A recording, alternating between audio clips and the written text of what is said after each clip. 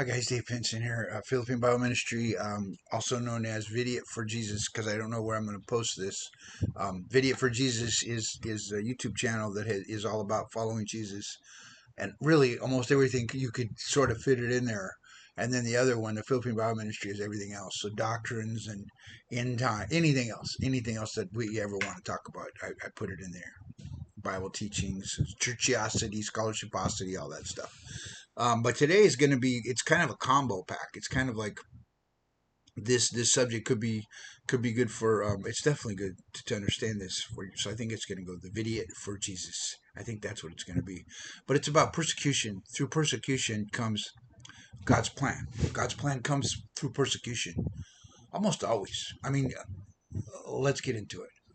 So first of all, it just reminds me of the verse where Jesus says, "In this world you will have persecution, but be of good cheer, for I have overcome the world." Which is a promise. It's not a refrigerator promise. It's not a T-shirt promise. It's not something you put on the back of your car. Because I have like lots of Christian. I've always liked Christian bumper stickers and window decals, and and sports. But I've always liked that, and because I always tease people and say, "Well, that car's going to heaven, brother. I don't know if I'm going to heaven, but my car is definitely a witness." It's irrelevant whether you do that or not. It doesn't really matter. God judges your heart, not your car. But no one is going to say, "In this world you will have tribulation." Yeah, baby, give me some. Light it up. Like, give me a big heap and helping of that. Give me a mess of that. Um, but I was reading through the book. I'm reading through the book of Acts now in one of my my daily Bible readings, my 90 days through the Bible thing that I do. Almost done with that. But yeah, I think it'll be 35 times, something like that, together that I've read through the Scripture. Not that it's a contest. It's just what I do. My goal, if I had a goal, which I don't really have a goal, but I like to do 100 before I go be with the Lord, or He comes and takes me, whatever happens. But I was reading through the Book of Acts. I was reading how when Stephen was martyred, right, and it was like at that point, Saul. He wasn't Paul yet. Saul began to persecute the church in a powerful way, and the Pharisees and the old religion, they were persecuting the Christians, and they were putting them in prison. They were putting them unto death. I read this morning somewhere else where Paul's talking about it, and he goes unto death. They were put in prison unto death. So he was actually part of the murdering of the Christians. But it says at that time when this started that many left. They left Jerusalem. They went out. They went out and in the highways and the byways. They went out to all these different places, and they took the story of Jesus Christ with them, what we call the gospel. They took the story of Jesus with them, the teachings of the Lord, the teachings of the apostles, the teaching of Jesus. They took with them. But here's the deal. So I've always said this before. I've always said this in the past, and I've always thought that it was true, and it is true to a degree. I've always held up the first church. When I say I mean the church in Jerusalem, the beginning of the church, the day of Pentecost, when Peter got up and fulfilled his. He basically fulfilled his calling that Jesus said, "On this rock I will build my church." It is a rock of faith, of course, because church isn't found on any person except for Jesus. So that's sort of a mythology that certain churches teach, that Peter is the one and that these people are a success. There's no succession of apostles. You won't find that anywhere in the Bible. That's just something that churchiosity people have made up for. It's been going on for thousands of years. So of course people believe it. We believe stuff that's 2 generations old, let alone 1,000 years. So Peter fulfilled his mission, and as you're reading, I'm sorry, what I've learned from my buddy Mark is that if I get in a rabbit hole, I got to finish the thought before I go back. In the book of Acts, Peter is the leader at the day of Pentecost. Peter is obviously the leader when they're in the upper room, and then this sort of continues until the council.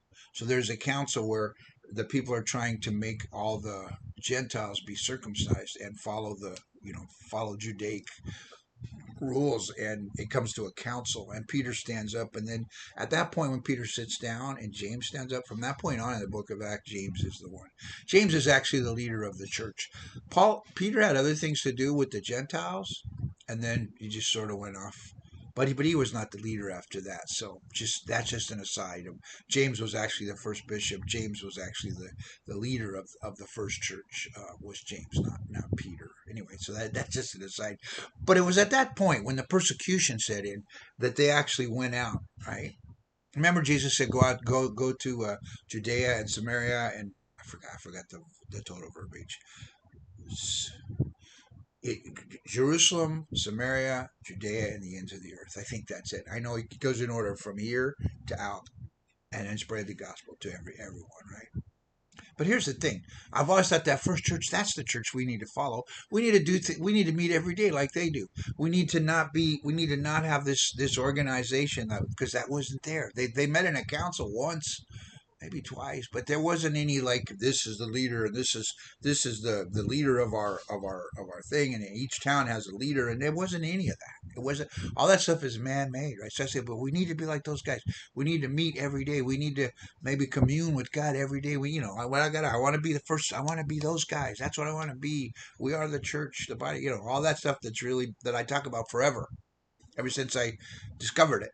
We are the church, and that's what we need to go by. Those guys, not by any of these. That's why I'm not a member of any organized church per se.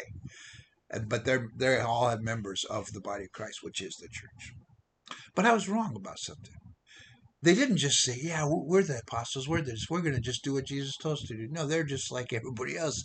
They had to be forced into it. It took a persecution. It took people dying for them to actually fulfill what God had told them to do. Hey guys, I want you to go do this. Yeah, we should do that. And then, I mean, Paul did it, of course. But speaking of the church itself, and then it was the persecution which sent them out.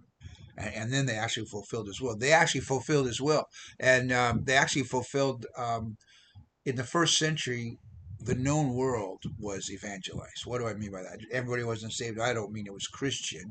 I mean that there was no unreached peoples. What does that mean? I mean, they went all the way up to Great Britain. There's actually, we believe it was Joseph of Arimathea. That's another lesson for another, the church at Glastonbury, the ancient church, which has been destroyed. We don't have the actual writings, but they went all the way up to England and Ireland, and this was before the Roman Catholic Church. They went to England, they went to Ireland, they went up to Turkey, they went up to Spain and France, and they went up into Europe to a certain degree, right? Um, Obviously Greece and what we call Northern Africa, what we call the known world. They didn't go to southern Africa. They didn't go to the North South Americas. They didn't go to upper Europe, up above, like in Russia up there. They didn't go to China, and they didn't go to the islands where I'm at in Japan and all the islands over here or anywhere else. But they did go to the known world. Why? Because of persecution, right? And then we think, well, what else happened because of persecution? Just as a Bible thought I don't think this will be a long video. But what else happened because of persecution? Well, they left Egypt because of persecution, right? So they actually went there because of a famine, right? So God says, no, this isn't. Here's what I want. Boom, it's a famine, and then they go in, and 70 people, and then they forget about Joseph, right? Joseph. Well, hang on. Let's do this first. We'll get back to Joseph. So then what, 400 years go by, and then, oh, we're persecuted. So God says, yeah, go, right? So the going usually comes by persecution, oftentimes. It's very rare that a person just says, oh, I'm just going to do this. It happens, right? But you think about Joseph, right? So Joseph was persecuted, right? And then what came out of his salvation? Just, I think about lots of people. I think about David Brainerd. David Brainerd's life was crushed at an early age because of his zeal. He's super zealous. We would look at him and say he was crazy. He had depression, but yet the world was touched because of his death, right? Really, because of his death and because of his writings. He wrote the Diary of David Brainerd. It moved people like William Carey, and it birthed a whole generation of missionaries who went out in the world, and India was changed and because of one man, right? And Jesus was crushed. So the persecution, the death, it's a unless a grain of wheat falls on the ground, dies, it produces nothing. So God uses persecution, and it's not. I think of one other verse where he says, "Why do you count it as a strange thing when all these bad things start happening to you? Don't you know this is the plan?" Look at Paul the Apostle. I'll close with him. Paul the Apostle, he says, I forgot where it is, but he's one of the letters, and he says, I've been beaten this many times with stripes. I've been stoned. I've been, this and that and the other, right? And shipwrecked. All these things he went through, the persecution and the pain. Let's just put pain and persecution together for a minute. Right? But he was persecuted, right? And then what came out of it? Well, Paul wrote the gospel. I mean, not the gospel. Paul wrote the epistles. Almost all the epistles. Paul gave us a doctrine, showed us how to follow Jesus. Millions, billions of people have been affected. So it's through persecution. That's why I say count it all joy when you come upon these various trials and tribulations. And I have little of it. I mean, I know there's still martyrs in this world. There's still people in Africa having their heads chopped off. There's still people in the Middle East. There's still people in India that are buried alive because of their love of God. And so I don't really have any of that persecution going on. Mine's all kind of babyish. But just remember, this is how God works. He doesn't work through the big things. Is America blessed? I guess I'll close with this. Or is America cursed? So a lot of people say, well, look at the blessings we have. We have all this stuff. We have, we have things that they don't have in the rest of the world. It's a very blessed land, you would say. Except that they're not very evangelical anymore. They're not missionary minded anymore. Even though there's supposed to be this big revival, thousands of people are getting baptized, and I hold off on that and say, good.